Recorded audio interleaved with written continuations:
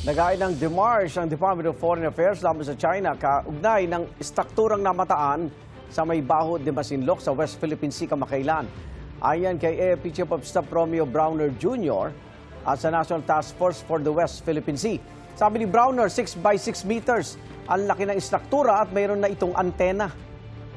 Meron din anyang 6 na tao sa ibabaw ng istruktura pero hindi pa malinaw kung ano ang kanilang ginagawa. Hindi raw papayagan ng gobyerno na tayuan ng istruktura ang Baho de Masinloc tulad ng ginawa ng China sa Subi Reef at Mischief Reef.